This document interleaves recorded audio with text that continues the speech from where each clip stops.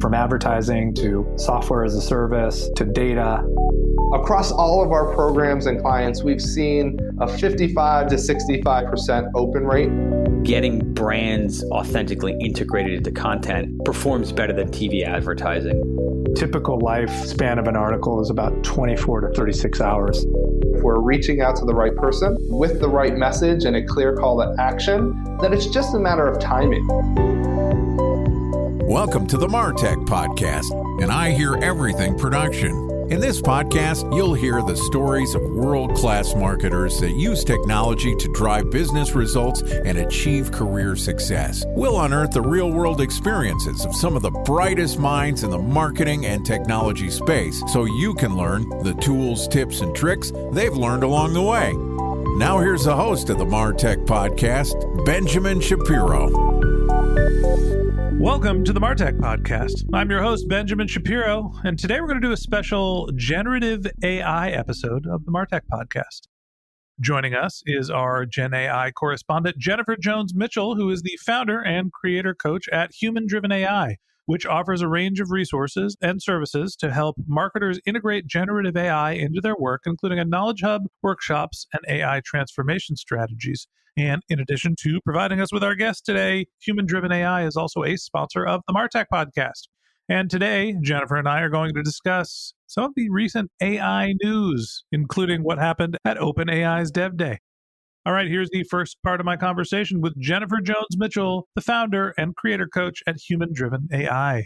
Jennifer, welcome to a special generative AI episode of the MarTech Podcast.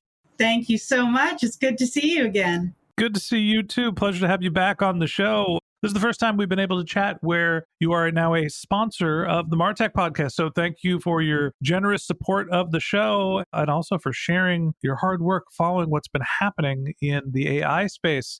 Let's get right into it. OpenAI had some huge announcements. They were actually made yesterday, a few weeks ago by the time this episode will be published. Lots to talk about with OpenAI's Dev Day. Give me the headlines here. Yeah, well, I got to say the Dev Day was a presentation that would have made Steve Jobs proud. It was just so exciting to watch. First, they announced GPT4 Turbo. And basically what they've done is they've increased the context length and the tokens within ChatGPT. ChatGPT used to have 8,093 tokens. Now they have 128,000 tokens. So what does this mean? Tokens are basically the language, the way the AI organizes and understands the language, the structure, the text. The easiest way to explain it is a token represents the number of patterns the AI can create per word. So if you think about it, ChatGPT used to have around 8,000 tokens. Whereas Claude, and you may recall that I liked Claude better for a long time because it sounded more human. That was like a long time ago, last month. Yeah, exactly, last month. But Claude had 100,000 tokens compared to ChatGPT's 8,093. And that's why Claude sounded more human. Well, with this announcement at Dev Day, ChatGPT4 Turbo now has 128,000 tokens. So it's going to sound more human. It's going to be able to work with larger data sets and understand the context of larger documents, which basically means the output from ChatGPT will be much, much better now. They also, one of the failings of ChatGPT previously, of course, was that it was only trained on content up to 2021. Now it is trained, the new release with Turbo and ChatGPT-4, it is trained up to April 2023. So it has more knowledge that is more relevant to current events. Very, very exciting because that was a big failing I felt in OpenAI before. Okay, so a lot to unpack there. First off, let's talk about the actual Dev Day. You mentioned something that would make Steve Jobs happy. And it's funny. I saw some of the videos and I didn't watch the Dev Day live, but saw the recap with Sam Altman on stage and was like, okay, this is exactly Apple's playbook. Yes. Minimalist background. Hey, there was a little warmer color palette, some wood surrounding the screen, but a big screen that shows whatever they're talking about. And Sam Altman, in what I assume is going to be his uniform moving forward, he, instead of going with the black turtleneck, went with a very sensible green sweatshirt and I think some jeans. Yeah. But, looked kind of like he was wearing neutral basic colors and presenting everything sort of as it is done in the Apple universe. And then at the end, he kind of gave the wait, but there's one more thing.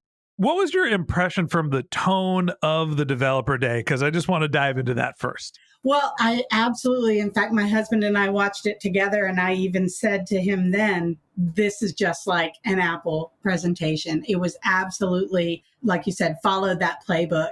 I did feel that Sam was not quite as charming as Steve Jobs was in his presentations.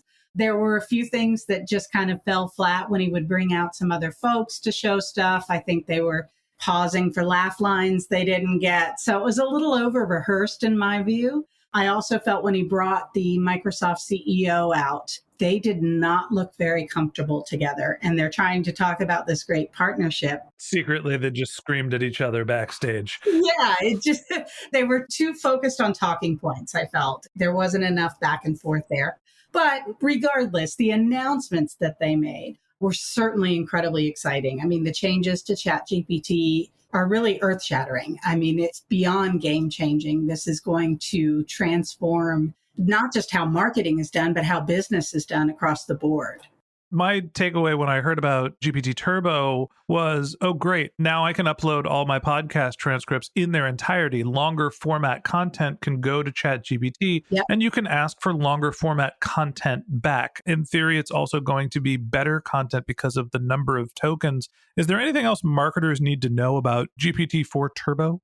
I think the fact that it's now trained on content up to April 2023 is very interesting. They spent a lot of time, it was a developer conference, of course, Dev Day. So they spent a lot of time talking about the API and different modalities. But the big news, there are two big things for marketers. One, OpenAI is now launching Copyright Shield. And this is not anything new. Microsoft, IBM, I think Adobe all launched this previously, which basically indemnifies users from any copyright infringement claims when they use the output from ChatGPT now. And that's pretty big news because previously, I can tell you, I was recommending to my clients that you not use the output from ChatGPT for this very reason. And now I can change that line because the Copyright Shield will protect you, even though the content may have been trained on copyrighted materials. So I think that that's really important. You can now use that output commercially.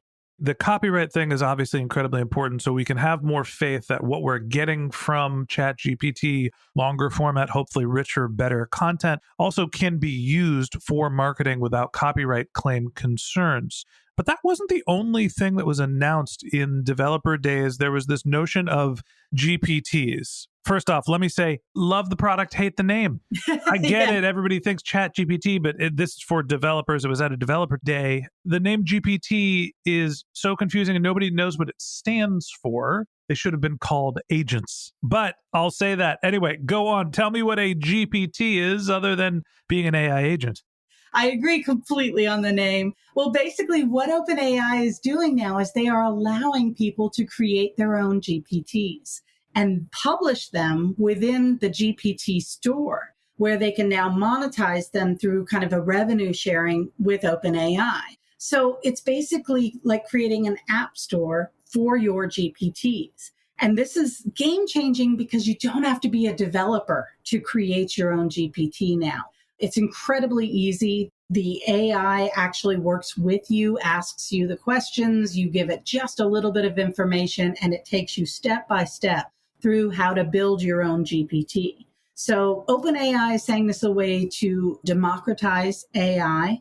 I certainly think this is going to encourage an entirely new economy where developers and marketers and companies, anyone, can publish and monetize their own custom models. So let's say you're a small business or even an educational institution, you can now integrate this kind of advanced AI without the need to bring in programmers and developers. You can create your own GPT So let's say you could create a legal GPT that offers legal advice or a contract generator, and you can market that to, I don't know, like small businesses that want to leverage legal counsel without having to pay big fees. You could create a GPT that offers recipes for vegans. I mean, really anything that you want. I imagine enterprise companies will start creating their own GPTs to share brand histories or uses. Like Home Depot could create a GPT with topics around DIY projects and guiding people through how to create their own whatever, how to build whatever they want by getting the instructions from the Home Depot GPT. Of course, some of these are going to be better than others. OpenAI says they'll elevate the most used and most useful GPTs to the top of the store. I am a little concerned about the quality and just being able to monitor the bias issue, because who's creating these GPTs, we don't know. So I want to learn a little bit more about how they're going to bake in protections when they're opening up the creation of GPTs to the world. But either way, this is truly game changing because it now allows everyone to get a piece of that AI pie. So basically, OpenAI has announced their equivalent of the Apple App Store, where people can build individual applications. In this case, we're calling them GPTs, to serve discrete functions. We could make a Ask Ben Shapiro About MarTech podcast GPT, and people could come ask what I would say in theory about a given marketing question based on the topic of the content. Sounds wonderful. I'm sure everybody would love me in their home. We would. Sure. I lost my train of thought there. That sounds terrifying. So talk to me about how available GPTs are. One of the things that I thought was interesting is you could basically make a ChatGPT-based application using natural language. Hey, use this GPT to take the content from the MarTech podcast and respond in the tone of Benjamin Shapiro. That's all you have to do to create a GPT, and you can also upload some proprietary data to the GPT can operate off of. So I can upload all of our transcripts in theory. How hard is this to make? Where are they? How do you make them? Is it available yet? It seems like everybody and their mother is going to be creating GPTs like everybody was creating iPhone apps when it first launched. How do we get started? Well, to create your own GPT, you need to have ChatGPT4 or a Turbo account. Once you've logged in, you'll see an Explore button in the top left. You click that, and on the next screen, you see Create GPT. And here's the fun part. So on the left side, you have the panel where you build your GPT. And on the right side, you have a panel where you can test it. So all you need to do really is identify the topic for your GPT. And it'll prompt you with things like names and profile images and other questions. Do bear in mind you can change the name and the image at any time, but remember the names are not exclusive. So you want to come up with something that's catchy, but also explains what your GPT does, because other people can use a similar or even the same name. It's up to you, of course, to define the objectives, to explain the tone that it takes, whether it's friendly, funny, professional, etc. Basically, you tell it what to focus on, and you also want to tell your GPT what to avoid. So this can be things like avoid harmful or dangerous topics or focus on a specific industry or vertical. I do highly recommend that you spend some good time training your GPT. Don't just run with your initial concept. You really want this to be useful and unique. The way you train it, you can reference different websites. You can upload your own content using a button called Knowledge. These can be PDFs, images, text files, really whatever helps to customize and inform your GPT. You can also direct it on primary functions. Try not to be too broad. The more specific and detailed your directions, the better your GPT will be. You can give instructions up to as many as 8,000 characters in length. You can even create custom actions and build schemas. You do this by clicking in the left panel, you click Configure up at the top. And it'll help you to build schemas, to add APIs, like maybe text-to-speech functionalities, anything that fits your GPT topic and makes it more engaging.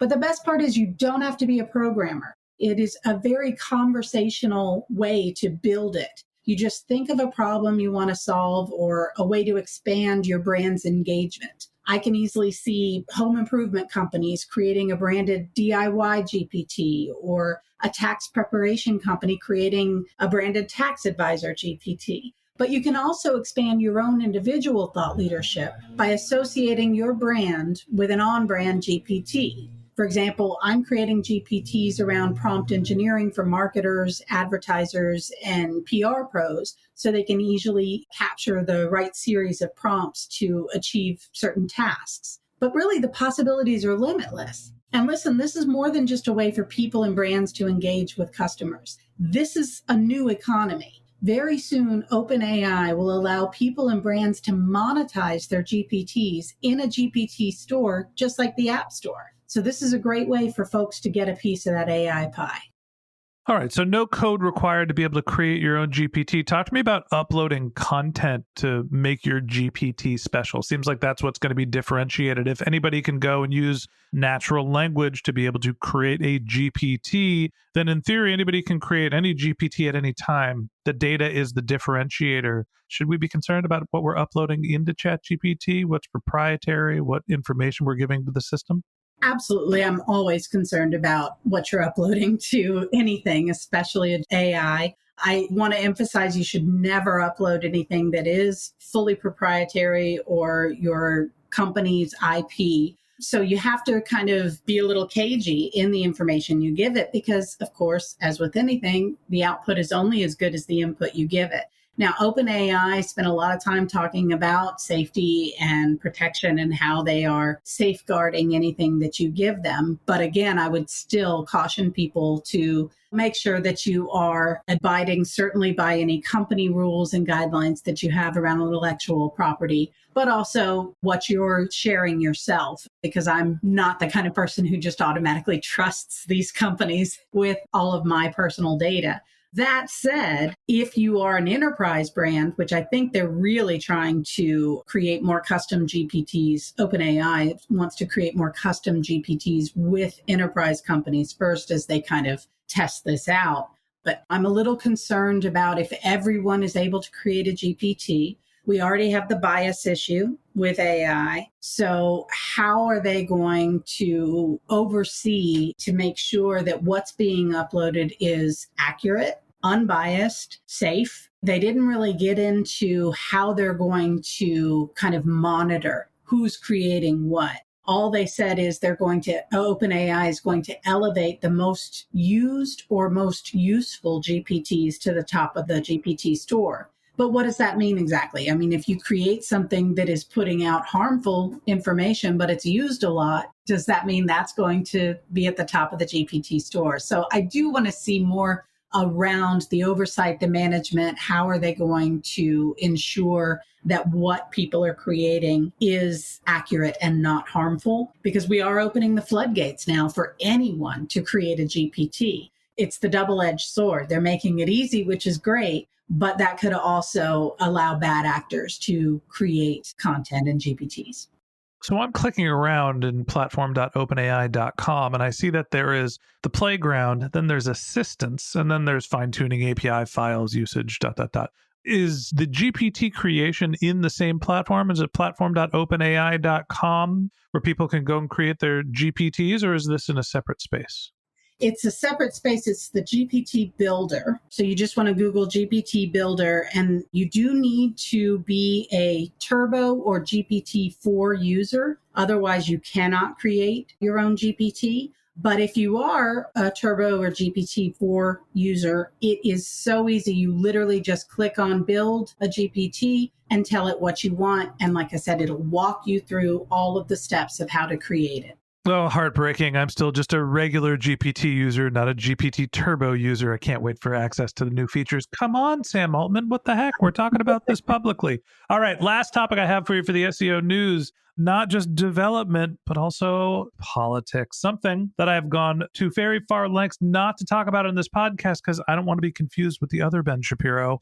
But we're going to have to get into it here. President Joe Biden, love him or hate him, decided to make a proclamation, a presidential executive order discussing artificial intelligence. So tell me a little bit about what the president said he would or won't do when it comes to regulating artificial intelligence. There are things I like about this and things I don't. I do like that this is the first time I have seen this administration loop in the Department of Commerce, the Department of Homeland Security to drive some of these guardrails that the executive order outlines. Because in the past, it's kind of been, oh, we'll just let these companies regulate themselves and they pinky swear that they'll do a good job. But now I like the fact that the watermarking that they're going to be requiring is going to do a lot to protect us from deep fakes. Because you imagine there's a deep fake out there of your CEO, and requiring a watermark not just on any AI content that you create, but also having a branded watermark so that you can point to a deep fake and say that does not have our unique branded watermark, therefore it is not real. That's going to, I think, help to address a lot of the concerns about false information and fake content being created by AI. So I do really like that part of it. I think those are some good guardrails. They're also working with the Department of Homeland Security to ensure kind of a safe usage of AI. We have seen problems in the past where people are using AI to create bombs or do things that are dangerous or damaging. So being able to work now with not just these companies, but to have the actual government regulations and the government step in, I do like that because it's a little better than just trusting these tech companies. I do think we can still go further, though, and I'm sure that the Biden administration will continue to explore this and how we can avoid reactionary restrictions on AI, but also look into the future of how this is going to be used and how we need to mitigate misuse around AI. It seems like some of the biggest concerns related to AI are safe uses of artificial intelligence and distinguishing reality from fiction. And it seems like that was the primary focus of this executive order. It is not necessarily about restricting the development of AI or even necessarily the sharing of the development of AI. It seems like with something like the semiconductor industry, it seems like there's been regulations in terms of what our relationships are with other nation states. But this is more about protecting right versus wrong, true versus false, and people's privacy.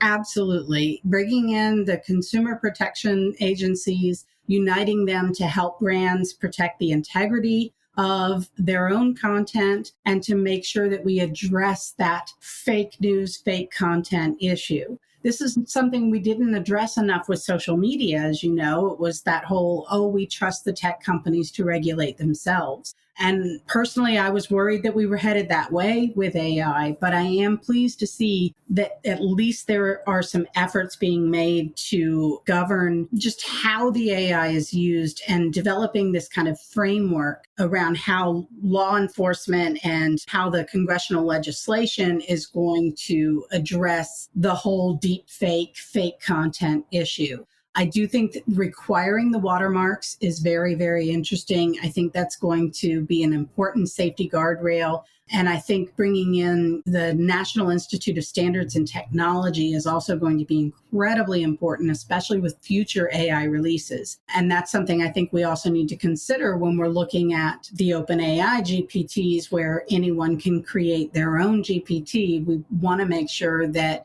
we have those guardrails applying to consumer or individual created AI, as well as what comes from the big tech companies. It's incredible how fast AI is moving, and we're going to have a second episode just to talk about not necessarily the announcements, but what it means for marketers. And that wraps up this episode of the MarTech Podcast. Thanks for listening to my conversation with Jennifer Jones-Mitchell, founder and creator coach for Human Driven AI. Join us again tomorrow when Jennifer and I continue our conversation talking about how to use generative AI for design. If you can't wait till our next episode and you'd like to learn more about Jennifer, you can find a link to her LinkedIn profile in our show notes. You can contact her on Twitter. Her handle is JonesyJen. That's JonesyJen. Or you can visit her company's website, which is humandrivenai.com. Just one more link in our show notes I'd like to tell you about. If you didn't have a chance to take notes while you were listening to this podcast, head over to martechpod.com, where we have summaries of all of our episodes and contact information for our guests. You can also subscribe to our weekly newsletter, and you can even apply to be the next guest speaker on the Martech podcast. Of course, you can always reach out on social media. Our handle is MartechPod, MartechPod, on Twitter, Facebook, or Instagram, or you can contact me directly on LinkedIn. My handle is Ben J. Shap, BenJShap. And if you haven't subscribed yet and you want a daily stream of marketing and technology knowledge in your podcast feed, we're going to publish an episode every day this year. So hit the subscribe button in your podcast app, and we'll be back in your feed tomorrow morning. All right, that's it for today. But until next time, my advice is to just focus on keeping your customers happy.